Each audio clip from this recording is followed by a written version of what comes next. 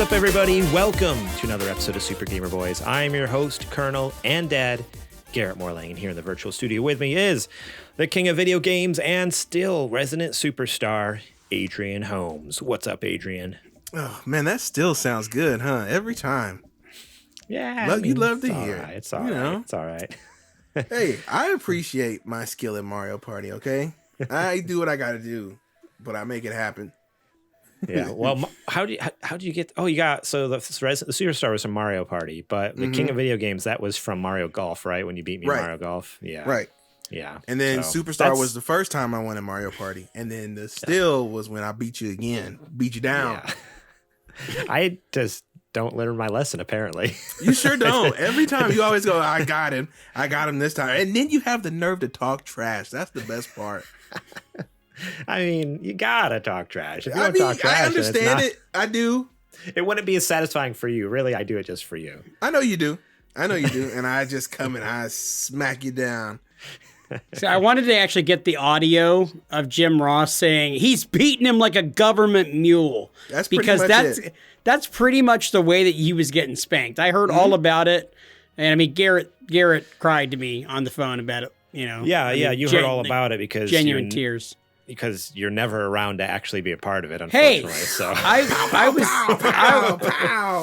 Okay. Also joining us here in the virtual studio tonight is the heavyweight podcasting champion of the world, JJ Purdom. Hey, it's good for me to be back in the studio again, guys. Great to see you guys. About time. You know, every once in a while, I'm going to try to show up, bring what I bring, and kind of just leave it there. And your annual visit?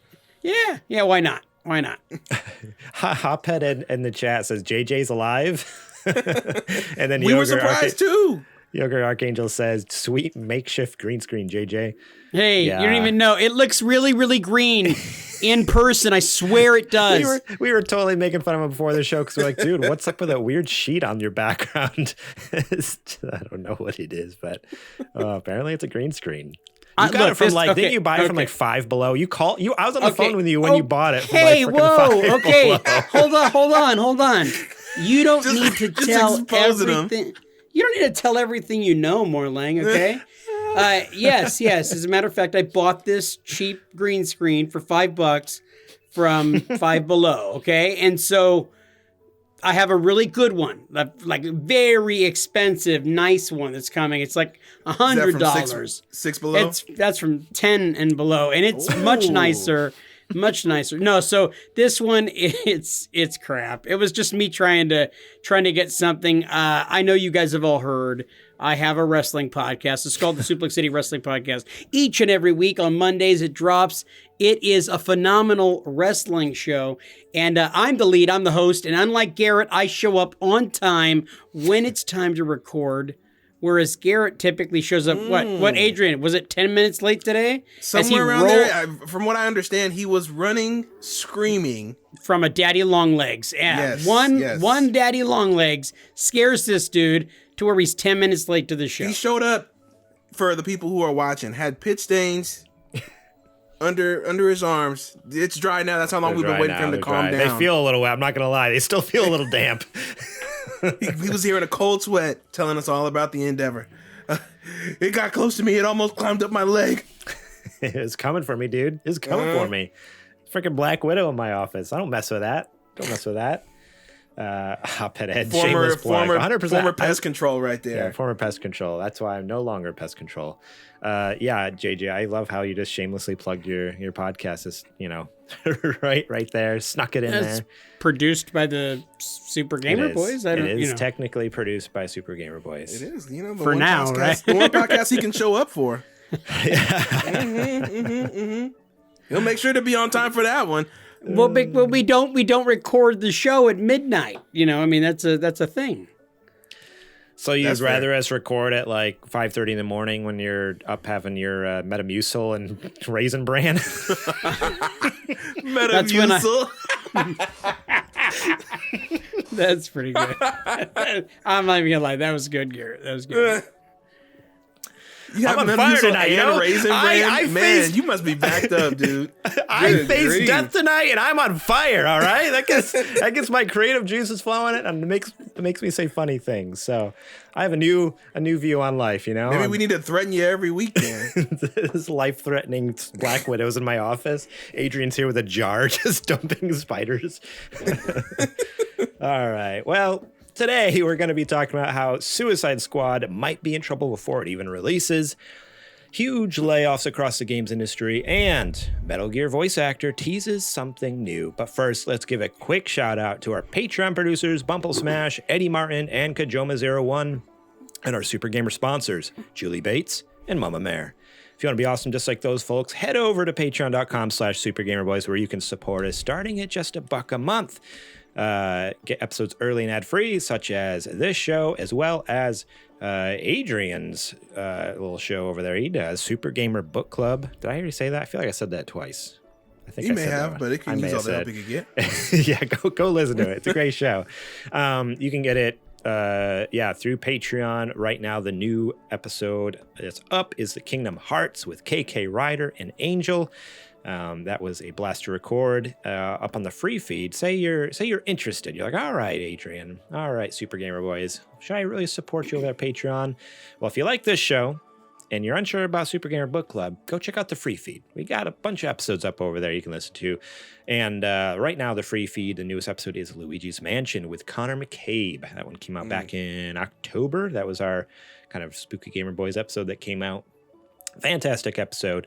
And upcoming this month, it might be a tad delayed with scheduling. It's the more guests you have, it gets harder to schedule things. But Chrono Trigger with Eddie and El Chizo. So make sure to you really should be supporting us just for that episode. Even if you don't listen to anything else, listen to that episode. I think it's going to be good. Because talking about an all-timer right here. All-timer to some. To most. So check it out, patreon.com/supergamerboys. We'll talk more about that later. Right now, I want to give a shout out to Jack Sriracha and Yate for allowing us to use their music on our show. Appreciate them very much, and you should go support them by listening to their music over on Spotify and Apple Music. Links to that are down in the show description below here on YouTube and podcast services. All right, it's now time to check the mail.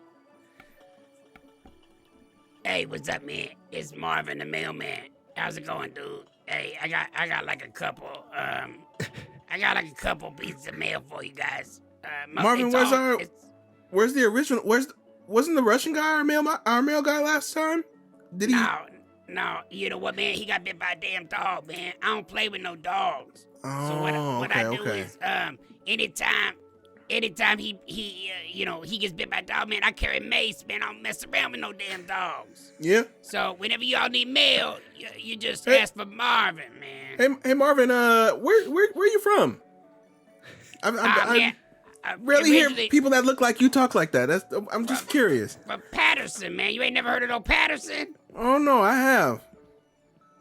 Yeah, it's a subset of Oakland. All right. Okay. Okay. So I'll take the mail, sir. Thank you very much. Well, we'll take the mail. That's so you're aware. The city of Oakland purchased large swaths of the town of Patterson, and then it was used for Section 8. That was a small town in California, and all of a sudden, large portions of the town started to house a lot of Section 8 people. And Marvin was my favorite mailman, by the way. And he was an Irish guy, just in case you guys were wondering. An Irish guy that sounds like that. Okay. Yeah, I know he wasn't. He wasn't. No, he was black Irish. What the hell?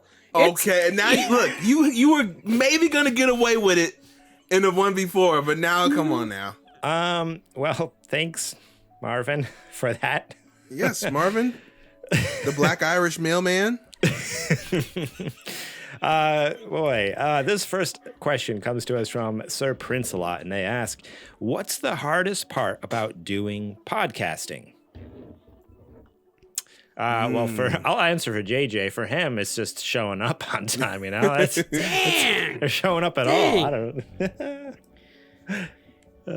Yeah, no, that is actually, I wouldn't say showing up. Sometimes it's hard to maneuver life around. You know, the actual recording of it and stuff is one thing, but when you have a family and kids and a job and stuff, it does make it hard.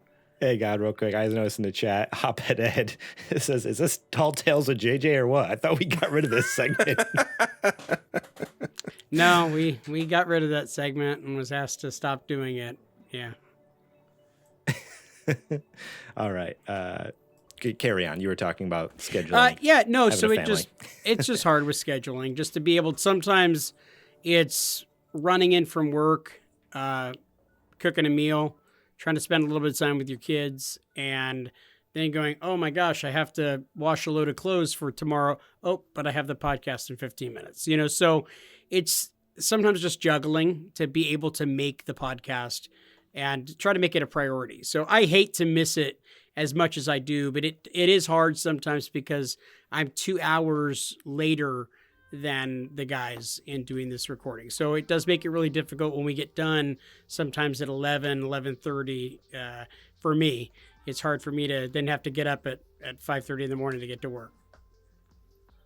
Yeah, totally. Sorry, real quick. We're having people saying they really can't hear you. Can you bump your audio up just a little bit? Not as you turned it down maybe a little too much.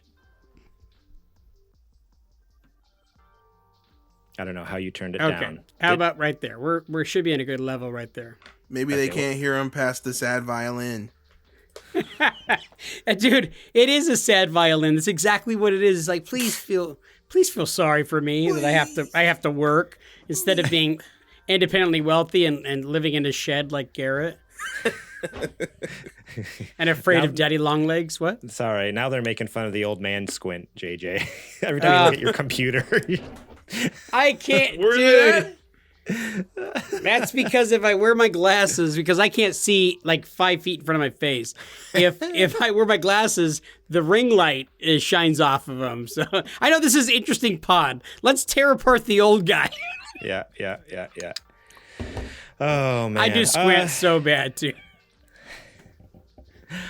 I think the hardest part for me is just I don't know. This is the amount of work, especially for like I'm kind of the sole editor for the most part, and yeah, it's just a lot of work. Self-inflicted, by the way. Yeah, I don't know, totally. I'm sure. I mean, do you trust JJ to edit a video? Hey, I've been doing really good on mine. For the most part. I'm not letting bits like Marvin the Mailman like float. You know what I mean? Like I know how to edit stuff out. It's too late. That's in now. Sorry. That's in.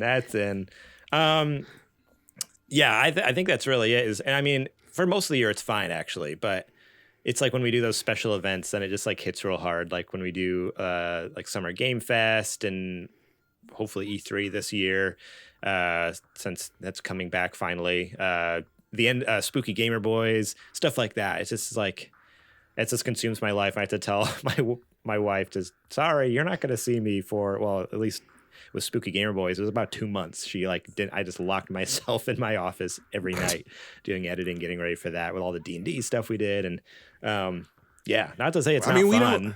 Like it's fun what we do and the content like comes out incredible, but it doesn't make it not hard. You know, we could do something different this year. We don't have to do 8 different projects. We can do one big one and call it a day. We have to do more. He was hoping more. Then you can't have a sad violin too. You can't do that. Well, he literally asked, "What's the hardest thing?" So we're all. I'm hopeful. Like we're all gonna have you got a sad violin too, Adrian. Yeah, we're all gonna have sad. No, nothing's He asked us. He wanted to know what the real behind the scenes hard things are. This is what it is. Like it's hard to edit all the content that we have. So that's all there is. What about you, Adrian? Is there anything? Or are you just like cruising through this? No, I mean, it's not something that's hard. It's something that we can we are continuing to work on, and it's the growth, I think, would be the biggest challenge that we've been facing lately. And that's at the same time, it has been something that has been increasing, albeit it's been at a slow pace. Mm-hmm. But you put that tweet out, earlier this month, that had showed that some of our projects have gotten a ton of growth and a ton of new listeners and all that different kind of stuff since last year. So seeing that is, encouraging. But overall, when I feel that our product that we make, our content, I feel like is worthy of an audience that is bigger than we have, but we don't have the platform that we should, that does get a little discouraging. But at the same time, like I said, I say it all the time, this is a conversation that, the three of us would have had regardless if 1,000 people were here or if nobody was here. So I'm fine with it. I get to talk about something I'm passionate about at the end of the day. But and I'd be a liar if I said it does kind of like, you seem like you're putting it out there, you're doing your A game all the time, and then not a whole lot comes back for it. But like I said, this is stuff we would have been talking about regardless. So totally. Yeah, but when there's payback to that though. Speaking of that, because I agree 100%. Like there is like this effort that's put out there, and when you don't see the fruits of that right away, it does kind of sometimes get you discouraged and break your heart a little bit. You're like, we're putting all this out there. It's awesome when you have somebody randomly hit you up that you've never heard of before, that you don't know, that is listening to the show and loves your content from 3,000 miles away or from another country. It's pretty intense, and so that's really cool. It's like I've had people from the UK that have reached out to us and like the content, think that my stuff is silly, and that like Garrett's super smart, and obviously Adrian is the cool one, but they love what we're doing, and so when that kind of stuff happens, that fills our tanks back up. Exactly. Yeah. Totally. Yeah, I think I definitely agree with you, Adrian. Like it is hard at times. Yeah, you're both right. Like it's super refreshing and awesome. Like when someone's like, man, like that was so awesome. It was so great. You get like some random person on Twitter share it and you're like, whoa, like that's great. Like they're big or something like that, or they follow our Twitter or whatever.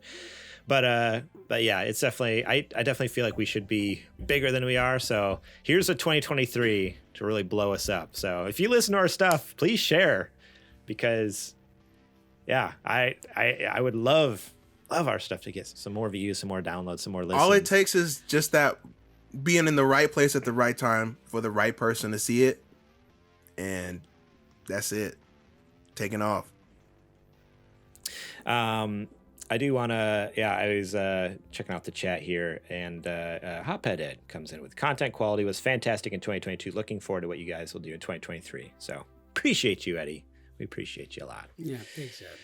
And he was talking to me. Connor's here too. He says Garrett, proud of you Garrett, guys. he was talking to me.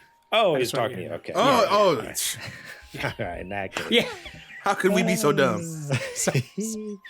All right. This next question is also from Sir Prince a lot. He just says, who do y'all look up to in general?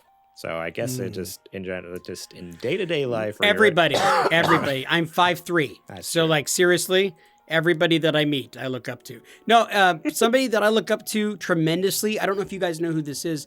Gary V is a guy who is an amazing content creator and is really big on the internet about teaching people how to blow their businesses up and make money. And I love watching this guy's content on TikTok as he goes to yard sales and screws little old ladies out of figurines for $2 and then turns around and sells it for $1,000. He's a savage monster. And I'm like, I want to be like this guy. That doesn't sound like a person that I would model myself after. I'm making it sound way worse than it is. But like, you gotta listen to him talk about it afterwards. He's like, yeah, I could have gave him a few more dollars, but I needed to cut their throat right now to prove a point, and it's like amazing. Yeah. What the heck? So I've seen and heard some of his content, and I'm gonna be completely honest. Like I can't stand him. Like he just rubs me the wrong way. Like he's just too intense for me. I know he probably has some fantastic things to say, but to me, I'm like his personality rubs me the wrong way, and I'm like, nope, I don't even want to listen to anything else you have to say because you just seem like a jerk. If that little old lady's house goes for sale, I'm gonna buy it. I'm gonna kick her out of it. But I'm glad at least one of us on the podcast is listening to this stuff, because like I said, I'm sure he has fantastic stuff to say. So JJ, if you can bear even listening to him, that's great, because then you can come to me and like kind of funnel down like the important points, and then like we can grow this thing. The nuggets. So, yeah, it would probably be funnel stuff. up. It would be funnel up, because remember, again, I look up to everybody. Right. That's true. That's true. For me, Kojima, go ahead. Here we go. I knew this was coming. Now he's struggling so hard right now, Adrian, to try to come up with somebody else. No, I wasn't gonna. No, never. No, I wasn't gonna say Kojima. I wasn't. Yeah, imagine that. I don't model my entire life after a Japanese man I never met. No, I really look up to two people. My dad and my father-in-law. I was blessed with both an awesome dad, like two awesome dads, both like my dad, and then my wife's dad. Yeah, I don't know. I know it probably does sound super cliche, but I know a lot of people don't have that. They don't have good relationships with their dad. So I was super blessed with that, to not only grow up with one, but then also marry into an awesome family. So I do my best to model my life after them, with how I'm raising my family now and my kids, and hard work ethic and all that. It all comes from them. So yeah, get real. Okay, folks, right here at this part of the show, I want you to go ahead and pause the screen, and then I want you to zoom in on the reflection in Garrett's eye. At this moment, right now, in this part of the video, pause it, look at the reflection in his eye. If you zoom in, there is two men with guns on him right now that are forcing him to say that. So just go back and see that. There you go. Oh, that didn't get... Conspiracy theorist? Yeah. I thought you were going to go another way. I thought you were going to say, if you look in his eye, you can see a reflection of Kojima in the monitor, and that's who he's really talking to. Yeah, I'm looking he's like been a father to me. And my third dad, Hideo Kojima. I've been blessed with three fathers in my life.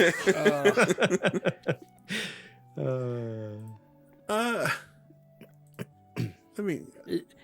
Your dad actually is a really great dad, by the way. And I know he listens to this show, but when I first met him, Adrian, I don't know if you ever met his dad or not, but his dad's an awesome dude. And when I met him, I told Garrett, as I was about to walk in, I was like, so, like, is your dad a hugger? And he's like, oh, God, no. And I'm like, oh, God, yes. And so when I saw him, I was like, yeah, come on, bring it in. and dude, he totally gave me a big hug, but it was like... It was so great. I'm like, oh, I'm gonna make this man so uncomfortable. If he's anything like Garrett, and then I'm just gonna enjoy myself so much. But you got a good one, Garrett. Absolutely. So I mean, the easy answer would be, yeah, of course, your dad. That goes without saying. And I feel like he already. I don't mean that disparagingly, Garrett. I mean, like, everybody not everybody. A lot of people who have great dads are able to look up to their dad. But I've had such a big circle, I guess, of immediate family that have contributed to, the person who I am today. And one that I don't talk a whole lot about is my uncle. He is a very big part of my personality. I feel like I've modeled a lot of my personality from him. He is one of the people who have raised me as well. My mom wouldn't agree that he did, but he did, because I spend a lot of time with him. And I modeled a lot of my sense of humor behind him. So if people always say, oh, he's really funny, or, X, Y, and Z about why I'm able to speak the way I am and have my cadence of speech and my takes on stuff, is a lot of processing stuff and learning from him and how he views the world and things like that. So I really look up to him in that regard. And then to bring it back to video games, this is a Japanese man who I have never met, and unfortunately will never get to meet, which is Satoru Iwata. I look up to Iwata very much. I think that he is one of the best in the game industry that has ever seen, one of the best leaders there's ever been. He is one of the very few who has actually worked on a game, like worked on games for as a career for decades before going into the leadership role. So he has that knowledge of how things actually work. He actually cares about the products that they make, and he has if you read the book about him, there are many different projects that owe their success to him. He's saved a lot of different projects that people don't even know he worked on that would have never came out if he didn't work on it, because that's just how good of a programmer he was. Wow. And of course, everybody likes to talk about when the 3DS came out and it essentially flopped, and he took that pay cut so that nobody would have to be let go at the company. And that's just a really good sign of good leadership, to care about the people at the bottom when you're at the top. And I like to model my decision making around his philosophy of it doesn't matter where you are, try to put yourself in other people's shoes, and if you've been there, then you can have a lot more empathy about what situations people are in. So yeah. That's awesome. That's really cool. Yeah, I don't really know much about him, but I know a lot of people do kind of like look up to him or like see him as this incredible figure in the gaming sphere, for so many different reasons, and yeah, especially his kind of ability to just how of a great leader he was. He wasn't just he didn't just run the company. He really cared about the people. So that's awesome. Yep. Cool. Thanks, Sir Prince, a lot for those questions. A little more serious questions. I know last week I asked for some serious questions, and hey, we got them. So thank you for that. This next question comes from Bumble Smash, and they ask, if you could bring any game franchise or canceled title back with the original dev team, what would it be? I said it before the show, and I stand by it. Halo. I would give Halo back to Bungie. Or bring it back with them, I guess. So he's saying like bring it back to modern day, right? Like they get to work on it from here on forward. That's what I assume. That's what I assume is, yeah, if it says bring any game franchise or canceled title back. So okay. So I mean, it makes me feel like it has to be either a franchise we haven't had a game in a long time, or it's been canceled. But honestly, we could almost argue we haven't had a good Halo game in a long time. Bingo. I was just going there. That's what I was going to say is give it back to Bungie.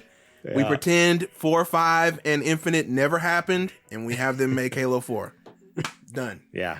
That sounds good to me. That sounds good to me. For me, I have two answers. It was hard for me to decide. PT obviously would just be phenomenal if that would be possible. The other one was Star Wars 1313. Yes. There's any little like snippets that we've ever gotten about that just sounded and looked so incredible, and it's so sad that we'll probably never see it. I hope one day we see like some form of it at the very least, like maybe especially with Andor. Yeah, right. Exactly. Yeah, I could almost like spin that off into a game and do something very similar to that, which would be amazing. Because we've seen the underbelly of the Star Wars world now, so maybe there is more gumption to greenlight it now. Yeah, that would be sick. I hope so. But yeah, so those are my two picks, PT and Star Wars 1313. I think it'd be sick. Bring those back. Solid. Okay, so funny enough, I actually have two picks as well. Mine is related to PT, as I was thinking Silent Hill. I really would love to see like an updated Silent Hill game, and Good news. Is that too bad you're never on the show because Are you serious? Yeah, they're doing a Silent Hill 2 remake. Silent Hill 2 remake's coming out. Oh, dude. Like that's in awesome. In like a couple months, right? Or there's no release date. It's sometime this year, I think. It's soon, yeah. And then I need to start watching the Super Gamer Boys. And then there's like 3 other games they announced too. So there's a bunch of Silent Hill stuff coming. Dude, that's amazing. Merry Christmas, JJ. I know. I've been thinking about this for so freaking long. And when I saw the question in the doc that you sent, that was the first thing I thought. Was like, dude, give me the Silent Hill game that I've been begging for years. There you go. It was high school when I played it for the first time. So it was such a pivotal moment in my gaming memory. And so that's why I'm like, man, just give me those games right now. And then the other one is I want to see another Uncharted game. I know the story could have been wrapped up the way that it was wrapped up, but there's something about that treasure hunting and that story with Nathan Drake that they could probably go with a different person in that role. It's got to be Cassie. I think they did the Lost Legacy thing where it was the 2 women that were doing it, and it was basically off of the Uncharted 4 skin. I never finished it. I didn't feel like there was much meat on the bone, so I played a little bit, and I wasn't challenged. Well, I mean, if they're gonna do another mainline Uncharted game, it's gonna, like, they already set it up to where it's gonna be Cassie Drake. So Nate's probably gonna be her Sully at this point. Then that would be amazing. I'd be all about that. Yeah, most likely. But it's not going to be Naughty Dog because I think they're done. I think they've closed the book on it. So that just seems crazy though to give that to anyone else. I couldn't imagine anybody else touching it. Santa Monica might be able to do something good with it. If anybody else could, Adrian, you think you're onto something? They're probably the only other devs that could actually do something really good with it. Just based on what they've been able to do with their IP. Yeah, I feel like they want to work on a new IP though after Ragnarok. Oh, I'm sure they're like, all right, let's do so. We've done God of War and then God of War Ragnarok. Like, let's get out there and spread our creative legs again. Cool. This last question comes from good old Hophead Ed. And he writes in with a question that Adrian thinks we've gotten before, but no one really knows because unfortunately I don't keep track of the Mount Rushmore questions we get from Eddie. We've been doing this for 4 years. We've gotten a good amount of them, so it wouldn't surprise. So maybe this is a test to see if we actually have a real Mount Rushmore list or if we just fake it every episode. And honestly, we pretty much just wing it. We just fake it. I'm not gonna lie. I feel like I said Sephiroth last time. I know I did. But what else could that be the answer to, except for Mount Rushmore villains? Yeah, I don't know. Anyways, yeah. So give me your Mount Rushmore of video game villains is what it's asked. So we can give our 2023 list. There's our 2023 edition of our Mount Rushmore villains. I have my list if you guys need a second. Go ahead. I have Revolver Ocelot. Okay. Sephiroth. Bowser. And Andrew Ryan. Andrew Ryan. I was struggling with the fourth one, and then he popped in my head. I'm like, of course. That is such an iconic villain from BioShock. So fantastic. All right, Purdom, what you got? All right, I'm gonna go Bowser. I was gonna say Wario. I almost said Waluigi. Wario. Is Wario a villain? It's hard. I feel like I've done this before too. That's funny. I feel like this one it has been. I would say Joker from the Arkham City games, and then round it out, the environment from Last of Us. That's a complex answer. Yeah. What was the first one you said? Sorry, I missed it. I was laughing at the chat. Wario and Bowser. Okay. Hophead Ed is in the chat. He's like, I'm losing track of what I've asked. I could have, responding to you, Adrian, he's like, I could have asked Mount Rushmore of edgelords and you would have said a Sephiroth. So maybe that was it. Maybe that's what that could have been. That could have been. And then Yogurt Archangel chimes in and says, "What game would you want to see Mount Rushmore in?" I mean, Uncharted. That's a question for another day. Yeah, I want a National Treasure video game. Dude, I'm in. As long as it's got Nick Cage. Uncharted? Can we have Uncharted? But you have to have Nick Cage though. Yeah, Adrian. I want a guest appearance from Nicolas Cage. You gotta have like wacky Nick Cage. I said this was the last job. Right. You gotta have wacky Nick Cage, dude. That's what puts it over the top. Oh, brother. What happened to that Indiana Jones game that's supposed to be coming out? I don't know. Ask Xbox. They got a whole bunch of that going on over there. It's been 20 years since we've seen a game from Xbox. Ask right. them. I mean, Ganondorf would be on mine for sure. I think that kind of goes without saying. Man, you guys took all the like. I mean, you can say the same answers. one. That's fine. Well, I mean, we don't want to have three of the same sculpture. There's a reason they're on Mount Rushmore because they're iconic. So I mean, if you need to this is fair. Like, I would say GLaDOS. Oh, okay, yeah. That's she was really good. I'm trying to think if I want to put this one on there just to piss off Garrett. I'll throw Xehanort on there.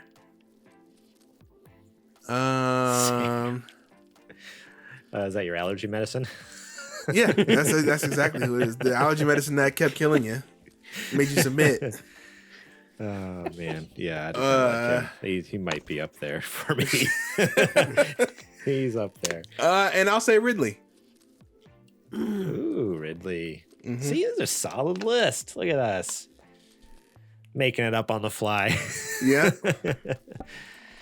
All right. Well, that is it for mailbag questions this week. Remember, if you want to write in, you can hit us up on any social media services or join us over at Discord, supergamerboys.com/Discord. Join us over there. We have fun hanging out during the week and talking about video games. And right now we're having fun with that fantasy critic. Oof, feel bad for Kajoma with his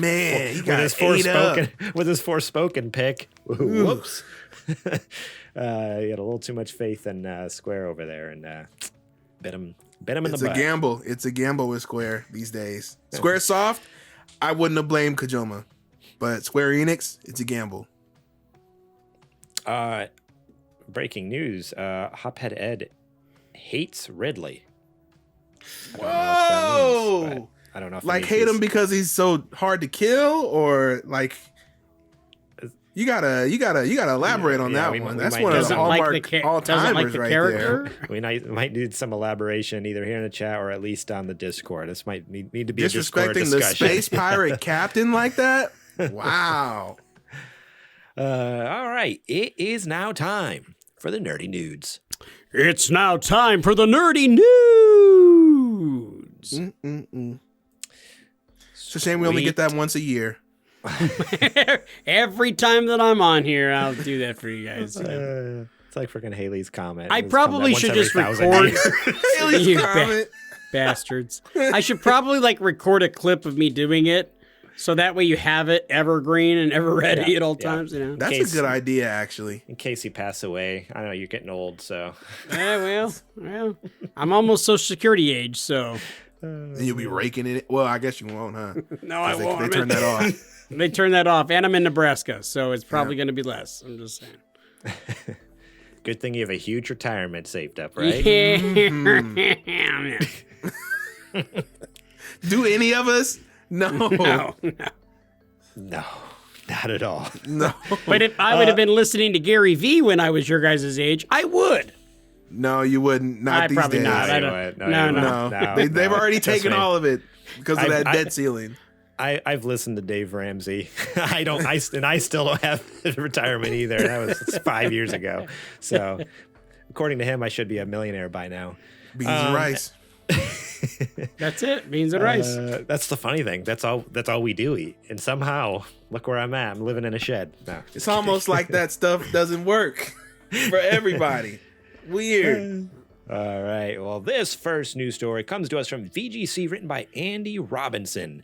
They write, leaked Suicide Squad image appears to confirm Battle Pass and more. A leaked Suicide Squad image has confirmed plans for service game elements such as a Battle Pass. The image, which originated on the 4chan forum, has been verified by a VGC source, is understood to originate from a recent test build and shows various menus planned for the Rocksteady co-op game. The Battle Pass and multiple currencies shown in the image have inspired debate on social media about how extensive the live service elements will be for the title. However, a development source told VGC that while a Battle Pass is planned for the game, it will be focused on cosmetic items such as skins. I mean, well, duh, what else would you put on? That's normally what's on a Battle Pass, in most cases, but it's not what they want. In addition, the various currencies shown at the top of the leaked image are understood to be XP used to power up and customize the skill trees of each anti-hero, effectively making them unique to the player. You don't start off debuffed and weak, VDC was told. You just start off great and can get ridiculous, like Arkham Knight's Batman. Adrian's favorite of the Arkham series. Suicide Squad Kill the Justice League. The next game from the creators of Batman Arkham series is billed as a genre-bending action-adventure shooter set in an open-world metropolis. So, that's actually the first. This article must have been updated, or I just didn't read all the way to the end, because that's the first I've heard an explanation from the actual developers about what's going on. But even still, how do you guys feel about this having even that much live games of service like influence? Because that's not what I was hoping for from Rocksteady. What a punch in the gut, man. Yeah. It seems like that's the way that every game is trying to go. At least all of these big games like that is they give the game to you for free or for very inexpensive. This one isn't going to be free. But it seems like there's all of this money they're raking in on the back end. And I get it. It's capitalism. They're trying to make money on the thing, but it just, to me, it feels like it's like nickeling and diming. You pay $50, $60, $70. $70 now for a game, and then by the way, if you want the next cool skin, it's another 10 or 20 bucks for the Battle Pass or something. Right. Yeah, it's just ridiculous. I want no part in any of that. And you guys know my kids got all bit by the Fortnite bug. So that thing has just been slowly bloodletting me dry over the last, 5 years. That's why I look like this. That's why I'm all wrinkled up. It's from just being bloodlet. That's it. I was looking forward to this game. I really was. Rocksteady, for them to just put out a stellar Batman duology, and I don't know, just like they don't miss, right? So for them to take this long to finally put out their next title, which was going to be Suicide Squad, which nobody was really expecting. Everybody was saying, "Oh, it's going to be Superman. It's going to be." Right. I even heard some people say it was going to be Turtles, which would have been awesome too.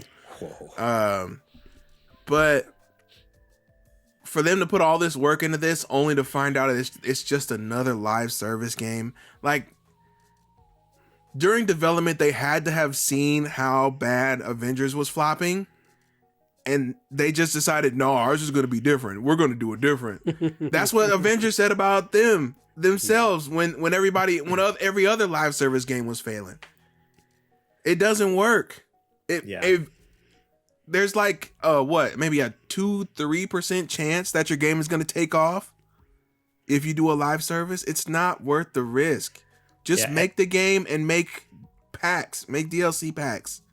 Everyone looks at the live service games and just sees dollar signs and like, oh, yep, we got to do this. We're going to make so much money. But the problem is, you're exactly right. Like, there's only been a couple games that actually nail it enough to actually make money. The rest of them make up money initially at launch, and then they fall off so quickly that the company is just like shuts down the servers. Like, well, rest in peace Avengers. Like they're shutting stuff down soon, right? I think they're at least done developing more stuff for it. Like we're washing our hands of this. We're moving on from Avengers. And so it's like these companies, they just assume like, oh, if we make it live service, it's guaranteed to make money. And it's like, no, you have to have a good game for it to make money. And it's not just an automatic like, golden goose there just popping out golden eggs for you. So I don't know. I was already very cold on this game. I was not excited about it. Any trailer they've ever showed, just the vibe it gives off to me, the feeling of it, I'm like, this is not like, the humor isn't interesting to me. The action doesn't look great. I don't even like how the character models look. Like the look of the game is weird to me. So then seeing this, I'm like, I have negative interest now. It was a 0. Now it's just like, I am totally like, it would take a lot to get me to pick up this game. Like it would have to be probably free on like the PlayStation Plus or something like that, honestly. Okay, I got a quick hot take on it. I'm just curious what you guys think. There was a time not so long ago when zombies were the hottest thing in the world, right? Mm-hmm. Everybody was all about zombies, Walking Dead. Every show was a derivative of Walking Dead or a parody of Walking Dead, things like that, right? There was a good, 12 years of superhero games being really big. Marvel, with all of the Avengers and everything else, like blew up like crazy. It feels like that's dead now. It feels like that love for the superheroes that kind of went into the mainstream and not just the nerd culture, I feel like that's over. And it could just be me, but it feels like there's been this glut of superhero stuff. And since Avengers Infinity War, people like me who were a little more casual and weren't so nutty, I loved the Avengers movies. I loved all of them. I have not watched any really since Endgame. Since Endgame, yeah. I think I said Infinity, but right. Yeah, but since Endgame, we got since Endgame. I mean, and I don't think I don't think that I'm unusual in that way. I think that a lot of people lost interest when it was like, hey, that story has been told now. And we went through, 13, 15 movies or whatever it was. There was a crap ton of movies that led to that. And now it just feels like that popularity has kind of waned and that we're not in that phase anymore where people are really into superhero movies. And there's a glut of those games. I actually kind of agree with you there. Because I kind of feel the same way. After Endgame, like it used to be every Marvel movie like I was seeing in theaters. I gotta see it. I think I've seen maybe 2 since then. Maybe. Like I know I saw Spider-Man, and I don't even know if I've seen any other Marvel movie in theater since then. And then and even like the shows, like we're just catching up on Miss Marvel now. We've been watching that. I guess why I didn't watch the second episode of Last of Us last night is because my wife was like, oh, let's watch the next Miss Marvel, which we're actually really enjoying. It's great. We all also are loving it because I mentioned it before, like a long time on the show, but my wife. Okay, stop the film right now. Look into the center of his eye right now. Same thing. His wife is standing right now, holding a gun on him. Like, come on, Garrett. You guys just look in the video. You'll see. Yeah, look in the video. No, she grew up in Pakistan. So when they go there, I'm like she got all excited. And when the family is Pakistani, like she's understanding the Urdu and stuff. It's like kind of crazy. I'm like, oh, that's so crazy to actually know what's going on here. But yeah, but just falling off that Marvel train, like I'm there. I feel like I'm there. Like I feel like I there's still like the feel like I need to watch the movies, but I don't necessarily want to, if that makes sense. I just watched Thor or whatever the new Thor movie was like a couple weeks ago. Love and Thunder? I'm so behind. I haven't seen Eternals. I haven't seen there's actually seen the new Black Panther. Like I'm so behind, and I feel like it's like I don't really want to. So you're not alone, JJ. Like I think you're right. I think that's been a lot of drop off, but and you are correct. I feel like the people who are dropping off, and I don't know if it's true for you two, but I don't think that the same people who are watching the Marvel movies are the same ones who are actually interested in like the lore of the whole thing hardcore, if that makes sense, right? Like right. Iron Man for a lot of people was a character that was introduced to them on the screen.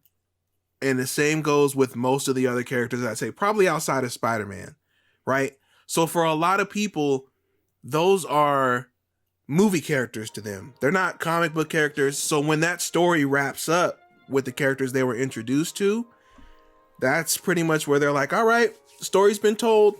But for people who are into the source material, you know that basically what they've shown in those 15 Marvel movies is like this, like a grain of sand as far as the world, the universe lore at large, right?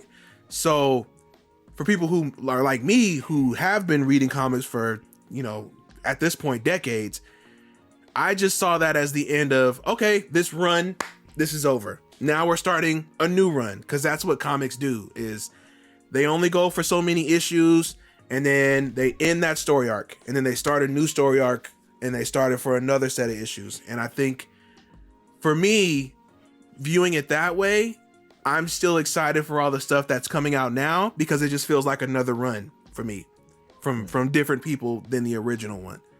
So yes, there's been drop off from the people who are attached to the movies and the characters, but I don't think the people who are into the lore of it, I think they're still there. And I think that's why Marvel is still making stuff, because somebody's watching it, right? So yeah. Can't say the same for DC. Their stuff is garbo. So DC also crested the wave of the popularity with the comic book stuff. And but they never even got there. It was all bad. No. The films have been really not good. But keep in mind, on a smaller scale, on the small screen, the CW network had a lot of really great success with shows like The Flash and Arrow in the Arrowverse. And from there was a point in time not long ago that the CW, the television station, had nothing but a crap ton of comic book shows on their airwaves. DC it was shows. All of the DC stuff. And then all of a sudden, the popularity from the Marvel movies dropped off because the mainstream wasn't watching it the same way. Yes, the hardcores, like you're saying, Adrian, but the mainstream popularity kind of waned a little bit. And thus you saw that trickle down to those DC shows where they started getting the axe. And then finally, recently, The Flash was told that they were going to have their last season. And that's been a very, very popular show for them. Yeah, it is interesting though, like, so yeah, with the drop off with just in general, you're right. There's definitely still specific groups, but in general, there's been a little bit of a dip in superhero stuff. I'm curious between the Battle Pass and being a Suicide Squad, which already has a bad flavor in people's mouths. Like, yeah, they had the good second movie, but the first one people still hang on to a lot. Like, oh yeah, the first one was awful. The second one ruled. Yeah, but there's just so much wrapped up like around this game is tangled in so much mess, and like kind of just uncertainty that I'm curious. Battle Pass does not help. Battle Pass does not help. Like, I really wonder what the heck launch is going to be like for this thing. Do we have any release date for this? Is it supposed to be this year, from what I understand? Yeah, it probably says in the article. Let me see. May 26th. That's what it is. So we'll see. Just a few months away. This next news story it's kind of two news stories. So I'm going to kind of smush them together here. But there's been major layoffs in the games industry. Oh man, that's putting it lightly. Yeah. Eddie McCouch over at GameSpot wrote last week, Microsoft lays off 10,000 people. Cuts reportedly include Xbox and Bethesda. Microsoft is cutting more jobs this week, with CEO Satya Nadella confirming 10,000 layoffs during what the executive described as times of significant change. The job losses reportedly affect people at Xbox and Bethesda, in addition to Microsoft's wider teams at large. In a memo to staff, Nadella said 10,000 layoffs, which amount to less than 5% of the company's total workforce of more than 220,000, will take place beginning today, January 18th, through the end of its third quarter of fiscal year 2023. According to New York Times, Microsoft hired more than 75,000 people since 2019 to help meet demand for the growing interest in online services and cloud computing due to the onset of the pandemic. It just goes on and on about more business stuff that we don't really necessarily care about, or you can go and read about if you really care about. But yeah, so not all 10,000 are from Xbox and Bethesda, but from what estimates I saw, it was a good chunk of them. Mm-hmm. Like a few thousand of that were from like the gaming sphere, which seems so wild when they're struggling to put stuff out and they're like, hey, we need to cut back. It's like, maybe if you put a game out, you'd have money and you wouldn't need to cut back. I don't know. And now that you're cutting back, what's going to happen is now those teams are probably even more stressed out because there's the same amount of work and less people doing it. Like, I don't know. That could be totally true, but is there also the possibility that they bit off more than they can chew? That they bought too many developers all at once in this that's absolutely it. Yeah, they had this effort to monopolize all of these devs so that they could really pump stuff into Game Pass.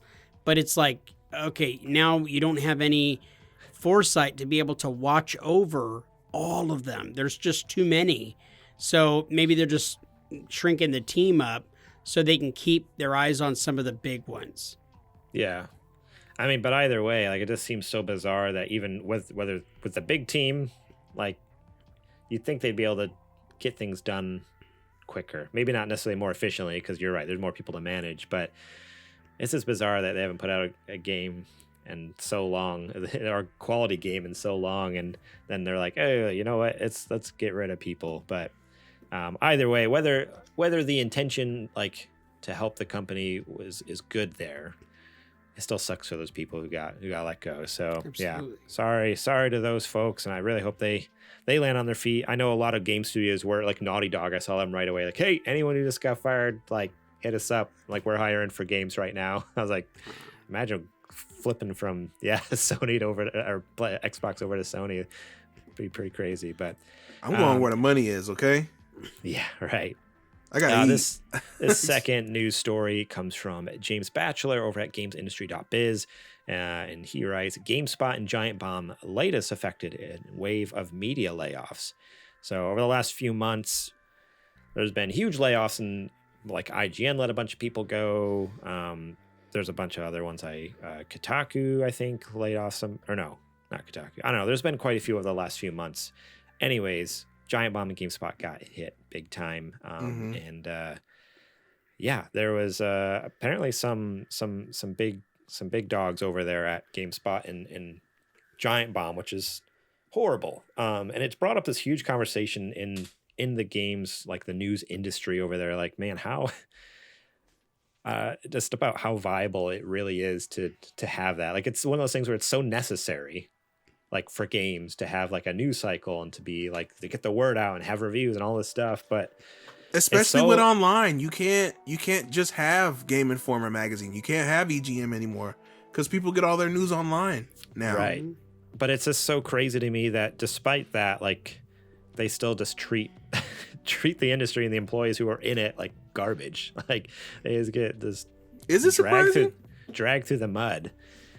I mean, it's as often as this happened, it's not surprising anymore. But I don't know. It's just, you think there would just be more, I don't know, more respect for it or something. I don't know. I don't know. I don't know if you guys have any thoughts on this and kind of what's going on over there, but I didn't really have much more to say other than this is sad that it keeps happening. Like, all these big companies too that you think are doing great, doing fine, and it's like, yeah, with IGN announcing a bunch of stuff, G4 getting shut down, GameSpot and Giant Bomb getting hit. It's like, man, these are like big dogs and they're losing. Yeah. Like, what is happening?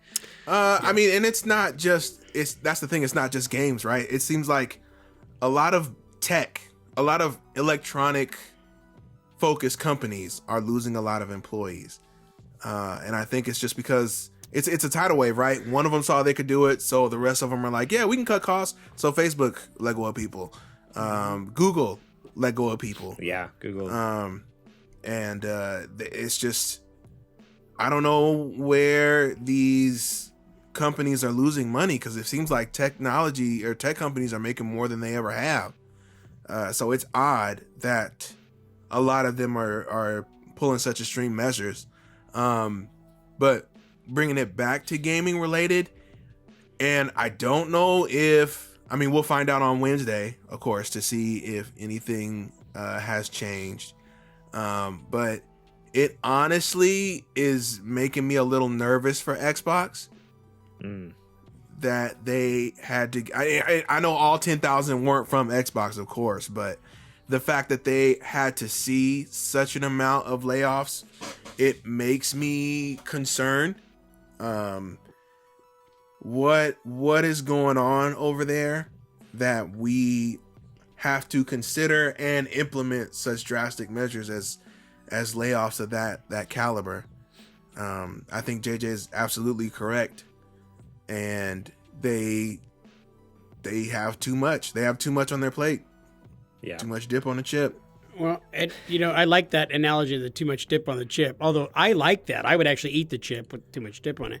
But think about it like this: I can go into the kitchen right now and make one or two really killer ass sandwiches, or I can make 50 or 100 sandwiches that are going to like lose quality. And they're just going to be a bunch of like, peanut butter and jelly or like meat and cheese, but I didn't like season it up or do anything cool to it. It's like mass producing stuff, and they've got too much stuff going on at Xbox. I appreciate what they're trying to do and what they're trying to compete with Sony. Sony has had the market as being the leader in video games for quite some time, and they actually were doing so good for the gamer that like gamers were going to Xbox en masse of this generation. The Series S was more inexpensive. Game Pass is absolutely fantastic. So they had won a lot of goodwill in the gaming community, including myself and Garrett, who had never really been Xbox guys. But you can't beat the quality of what Game Pass is and what they're doing. But it just feels like they are biting off a lot more than they can chew. And they were trying to do too much at once. I say stick in your lane, perfect what you're doing, and once you've got that stuff perfected, then you can grow. I agree with you, majority of it, but I also, when you said that there's not much that can compete with Game Pass, the biggest thing that can compete with Game Pass is a very high quality exclusive title, and that so far is what Sony has that Xbox does not, right? And we all agree here that Xbox is a fantastic service. It gives us, a huge range of titles to play from, but there has to be, and I know this sounds weird with how much is on Game Pass, but there has to be the other element. There has to be more. There has to be a reason why I would pick an Xbox platform when I can buy the game on both consoles, right? That's the thing. Because you're giving me the option to buy the game over here, and I get games that are only here, versus, okay, I'm doing a smorgasbord over here, but none of these games are like things that I can only get here, right? Like if I ever want to leave Game Pass, I can just do that because I can still get these games elsewhere. The difference between Ruth's Chris Steakhouse and Golden Corral. Right. Don't besmirch Golden Corral, Garrett. That's a fine establishment. It's for analogy's sake. I appreciate a good run to the Golden Corral every now and again. Okay. But yeah, and that's the big thing is and like I said, that's why I said I hope we'll find something different. I hope they're able to put these fears to rest. But this news especially does not paint a very good picture for the next, I'll say the immediate future of Xbox. Yeah. I'll be interested to see. Yeah, Wednesday is their big thing. We talked about it last week. They're doing their Developer Connect or whatever it's called. Direct. Developer Direct. Connect. Why don't they do that? Developer Connect. Yeah, it makes more sense than stealing from Nintendo, Yeah. So that's coming Wednesday. So it'll be interesting to see what gets announced, what happens there. But And yeah, the quality of these games. That's what we just keep an eye on. That's what we're keeping an eye on now. It's like, all right, supposedly games are coming out this year. We cross our fingers. Yeah, that's what they keep said an eye on since the quality. 2020. Yeah, let's watch that quality, and if there's issues, then I mean, we kind of know. Seems like we kind of have a good idea of probably why that's happening. But all right, this last news story is just a fun one. I threw it in there because you guys know I can't not talk about Metal Gear. So, oops, I just accidentally clicked on an ad, and now I'm buying Persona 3. So, good choice. There we go. You're welcome. Glad to hear it. Metal Gear voice actor Quentin Flynn teases upcoming announcements for the series. This is written by Kelsey Rayner over at VG247. Rumors of a Metal Gear Solid announcement have been rampant, and they show no signs whatsoever of slowing down. As is typically the case with Konami, there's been radio silence on the topic of whether we'll be seeing a new Metal Gear game anytime soon. That said, Konami did recently revive Silent Hill, announcing that a remake of the cult classic 2 is on the way from Bloober Team. This goes to show that Konami is finally appreciating one of its prolific series it has tucked under its belt, but will Konami show the same affections towards Metal Gear?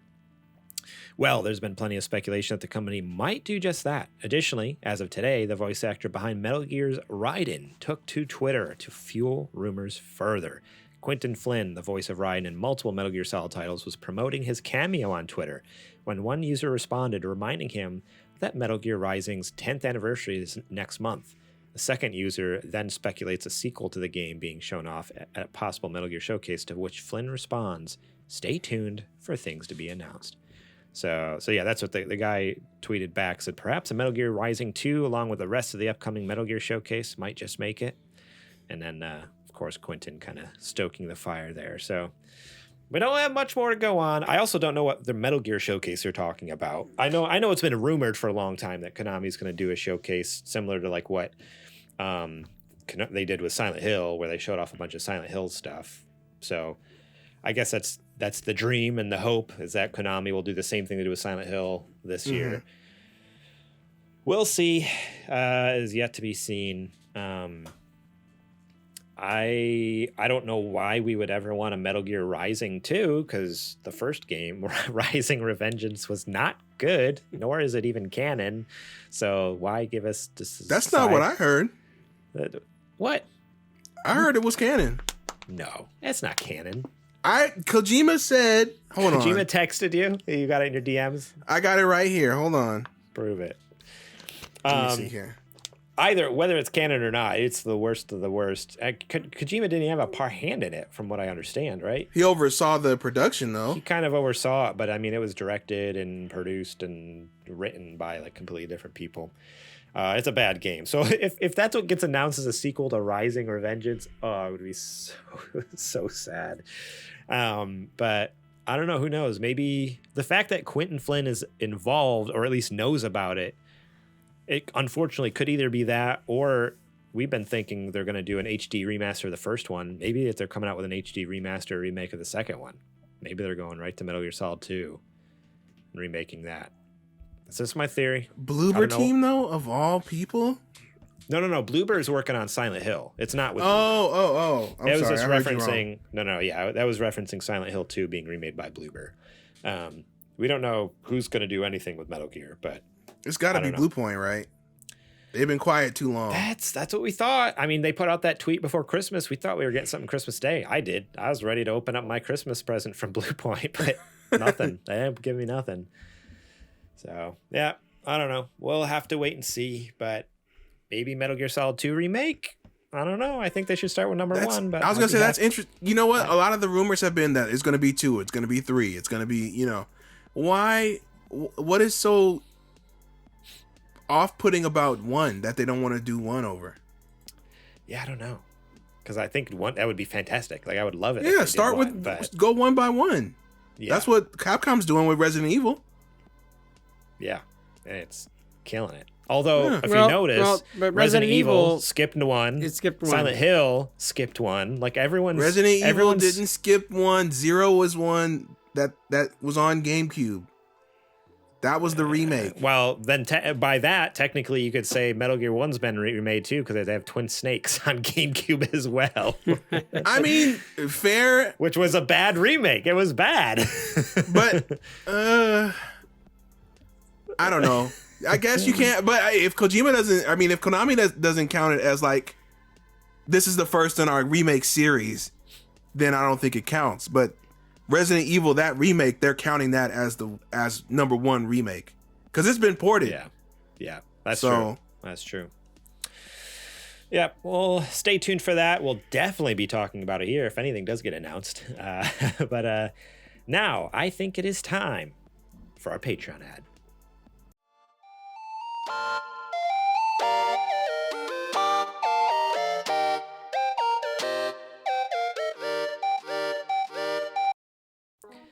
This is the part of the show where I tell you to go over to patreon.com/supergamerboys and support us over there, starting at just $1 a month to get those episodes early and ad-free, such as this show and Super Gamer Book Club hosted by Adrian. Be sure to go check it out over there. Just starting at just $1, get episodes early and ad-free. $5, you can get show notes of the episodes. Man, I love how everyone just left. I'm just here alone. I don't even have to do the ad, really. I could just go on about whatever. And hey, for you audio listeners, Adrian and JJ just left. Anyways, $5, you can get the show notes ahead of time. You'll know what we're going to talk about in the show, and you can leave your own questions, comments, concerns, whatever you want on the actual Word doc itself that we use for the show. We can see those comments there. You can leave a comment right on the doc, and that way, if you have thoughts on the news story, you want to answer the listener questions, or you want to chime in with what you're playing, write it in, and then, yeah, we would love to be able to share that on the air if you want to hear, give your thoughts and kind of start discussion amongst us, you know. $10 a month, you can be a Super Gamer sponsor, get shout outs on the show, as well as all the previous perks. And then the big dog $15 tier, you can be a Super Gamer producer, where you can get all those previous perks and pitch a segment for the show, kind of have general behind the scenes knowledge. I don't know. It's I'm going to be honest, it's a loosey-goosey tier, but we have some awesome producers who have both contributed to the show and show segments, as well as, been guest on the show. So it's one of those where if you love what we do, really want to help us out, think about supporting us up there. We'd very much appreciate it. We love all of our Patreon supporters. And we'd love it if you joined us too. You can also subscribe over, I don't know why I said that word weird. You can subscribe over at twitch.tv/thesupergamerboys. Remember, if you have Amazon Prime, you can link your Amazon account to your Twitch account and with Prime Gaming and subscribe for free with your Prime Gaming sub. You get one each and every month. Cost you $0. We get $5. So think about tossing that our way. We'd very much appreciate it. And lastly, if you want to help support the show, go over to w.gg where you can use our code SGB to get 10% off. I think that's what it is. I don't know why I'm questioning myself now. Yeah, 10% off. You buy stuff off the store, get 10% off, and we get a kickback from that. So think about heading over there if you're looking for energy. That is no crash, no sugar, gluten-free, and contains neurofactor ingredients which help your brain processes to. I'm waiting for it. I'm waiting for JJ to chime in here. Help your brain function on a higher level. Think about supporting us over at w.gg. Yeah, they do. Code SGB. I was actually being really well behaved because I don't want anybody to go and drink Dubby and then end up having the greatest erections of their entire lives. Okay. Based on what? I'm just saying, like that. It's a scientific. He's speaking science right now. Let him talk. Has that been your experience? Yes, because it not only creates blood flow in the brain, but it creates blood flow in the groin area, and the other brain. Some would say exactly. So go and get the Gatorade grenade and the. That's a different company blue altogether. Melon marshmallow and whatever other flavors they have. They are good. I think you're talking about big energy tiers, Dragonade, Dub Sludge, Push and Punch, Galaxy Grenade. Go check those out. Those are fantastic flavors you can get over there. Dude, and that's what you'll nickname your junk is Push and Punch. Like, that's like nickname your junk that after you've been drinking that. I hope not. He's got a point.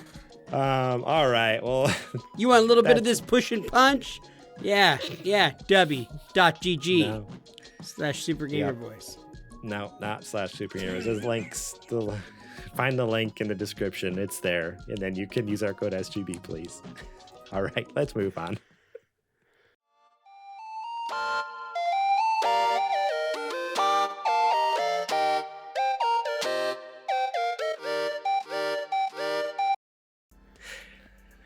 All right, this is the part of the show, Adrian and JJ, where I ask you guys what you playing. So, JJ, you've been gone a while. I'm sure you've played plenty of video games. So, what you playing? Yeah. So, I've been playing High on Life. That's the game that is Justin Roiland, the guy who created Rick and Morty. The new Little Nightmares. Oh, dude, I'm going to be playing this for the next couple of years, at least. Yeah. At least. You must not have listened to last week's episode at all either. Are you talking about heavyweight boxing champion Justin Roiland? Oh, that hurt. That sucks. Is that the same one? Yeah, same guy. Yep. Yeah. Playing his game, eh? Yeah, come on, man. Come on. That gotta be a hard time. You know I was gonna do it. I know. Like the moment you said, I was like, oh yeah, that's right. He did bad stuff, stuff. It's fine. But he's really funny. No, it's not fine. No, it's not Adrian, fine. It's not fine. It's not fine. No. It's fine that JJ's playing. I'm not saying it's fine. Yeah. I'm not saying it's fine. I'm sorry. I misheard you. Now, I'm not condoning anything that Justin Roiland has done. I just want to be very clear. Admittedly, I have not been able to play that much over the last couple of weeks, but that's just been the game that I've gone to here and there a little bit in the evenings. But what I have been doing is I have watched The Last of Us episode 1 and 2 on HBO Max, and oh my gosh, guys, this is a work of art. I know the boys probably talked about this last week after the first episode, which blasphemers doing that without me here. It was perfect. It was exactly what it needed to be. What? Doing it without you here. You're supposed to Jada's not here to talk about Last of Us. We can't do it because it's. Then we have to wait till the season was over. That's. Oh dang! Ow, that hurts. Here's the deal. Wait for you. Yeah, okay. Here's the deal about this game. When I heard that Pedro was going to be doing, or Pablo or whatever his name is, was going to be doing the thing. Right? Well, Pablo Pascual or whatever. Pedro Pablo Pascual. Yeah. Oh my gosh. Dude, I thought, the Mandalorian. When the Mandalorian was going to play Joel in this show, I was like, oh, dude, he's going to suck. He's like, is he going to wear the mask? Is he going to wear the freaking Mandalorian mask? Here's the deal. He did such an excellent job. He became Joel in this thing. He looks apart. He sounds apart. Like absolutely. He's Joel. Absolutely. And I love that the show is, they're doing some things verbatim. You're seeing scene for scene what's happening on the screen. This last episode, I don't know if all the episodes are, but this last episode was directed by Neil Druckmann, and it felt like you were in the game. It literally felt like you were in the game. The way things were framed, the way that they were hiding, the clickers, sounds, and everything else. It felt so realistic to what the game was, the world they've created. It's unbelievable. And with Walking Dead going under and going off the air, this is the show that I think is going to really take off and have a lot of people following. I feel like it being on HBO Max, it's not going to be able to be out there to a greater audience, unfortunately. I think people are actually going and getting HBO Max specifically for this program. I know of two people myself that went and got HBO Max just to be able to see this show. You say that, JJ, but Game of Thrones was massive, and that was only on HBO. Yeah. So was it? That's true. Good point. Yeah. I never watched it myself. I've never seen Game of Thrones. Right. But people, like you were saying, were getting HBO just to watch the show. Game of Thrones. So Sure. the same could be true for this one. I think especially with like as the hype gets bigger and bigger about around it too. Like I think people are going to realize like, wait a second, like we gotta check this out. Like non-gamers, I mean, like Right. people like it already is. It's like hitting like mainstream hard. So it's cool. It's awesome to see. I'm loving it. Well, JJ, you didn't play any games, but Adrian, what you playing? I with now the Persona trilogy finally being complete and free from Sony platforms. I have started, I think I said this last week, but if I did, I'm still, chipping away little bit by little bit, Persona 5 Royal. So I've played the original Persona 5, had a great time with it. Never got the chance to get around to playing 5 Royal. So this is going to be my first playthrough. Content and stuff. Right. For those who aren't familiar, the Persona games, they do their initial release, and then a couple years down the line, they'll come out with basically a director's cut, like a DX version of it, which has a whole bunch of new content. Sometimes they make major changes to the storyline from things that didn't work the first time to try to make things work. New bosses, dungeons, all that different kind of stuff. So this is that for Persona 5. So I'm really looking forward to it. It's easy to say, well, I already I'm liking it so far because I love the first one. It's basically, the same formula. So that's where I'm at. Nice. That's awesome. I know. Now that they're on Game Pass, I saw it pop up on my PC and I'm like, do I play these games now? Like, do I do this? Do I bite the bullet? And now, if I was, should I start with 3, 5, 4? Oh, you think I should start? Not 3. I would say go 4, 5, 3. And that's not an indicator of quality. That's because 4 is going to be your gateway drug. Okay. 5 is going to be, you can see the series potential.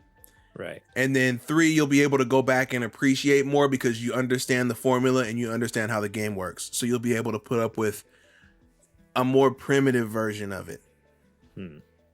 Okay. Yeah, it got me excited. Now that's just on more. I mean, I could always play it because I have a PlayStation, but I had 5 Royal because Zetch gave it to me. He had it. He's like, hey, I bought this and I never touched it. And I always wanted to play it, but I just don't have any use for it. So he's like, do you want it? I'm like, sure. So I took it, but then there was no way. He has 8 kids. There's no way he was gonna play that game. It's 100 hours. But then, yeah, exactly. But then I got a PS5 with no disc drive in it, and so I traded that in when I got the PS5 so I could buy other stuff. So I'm like, oh well, how am I gonna play this? I don't really want to buy it again. I know it's always on sale and stuff, but now that it's on Game Pass, I'm stoked. So do it. Go check it out. All right. Well, the only thing I've been playing is Chrono Trigger. And I am this close to finishing it. I think I'm in so according to the walkthrough I'm using, I think the last time I checked, because I don't use it the walkthrough all the time. The last time I checked, I think I was in chapter 18 out of 19 or like 17 out of 18. I'm on like the second to last. You getting your butt kicked? There's just a couple boss fights where it's like there's this very, very specific strat where once you know that, it's easy. Mm-hmm. But when you don't know it, you get your butt kicked. And so like I looked up the strategy and they're like, oh, that's and I did the boss fight. I'm like, that was way too easy. Like I just destroyed them. But like without it, I was like, what? Can I not figure this out? I was getting so ticked off. Trial and error, baby. And so yeah, for me it's just getting down to the wire. I was like, I need to finish this thing. So I'm like, every time there's a boss fight, I'm just like, what's the guide? Give me a strategy so I can just get through it. But I'm surprised how much I am enjoying the game for just being an old game, but it's definitely still like an old game. I don't want to talk too much about it because it's our book club game, but I do just want to share like I'm surprised actually at how entertained I've been with it. There's been a lot of things that have kind of exceeded expectations. So yeah, I'll leave it at that and make sure to tune into our book club at the end of the month or the beginning of next month probably we'll figure it out to hear our thoughts on Chrono Trigger. All right. Well, that is it for the show this week. JJ's fallen asleep, so it's time to wrap this bad boy up. I closed my eyes once. Thank you all so much for listening. We appreciate each and every one of you who stuck around with us for the long haul and listen to us on podcast services, watch us on YouTube, watch us live on here at twitch.tv/the Super Gamer Boys. If you can, please go share it with a friend.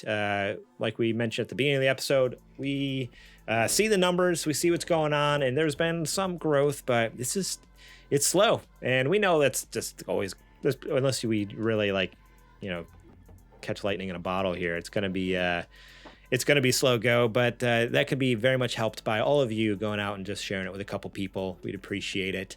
Send them the YouTube link, send them the podcast link, whatever it is. We're on all podcast services, so you can find us everywhere: Spotify, Apple, anything. I can't think of any more, but I know there's a lot more that people use, so check it out. We're over there. And if you want to support us more and you're thinking, hey, I like what you make and I want to help you make more cool stuff, go ahead and support us at patreon.com/supergamerboys. Starting at $1 a month, get some cool stuff, shout outs on the show, be part of the show, whatever it is. Think about checking that out if you want to get episodes early and ad free. sgbstore.com.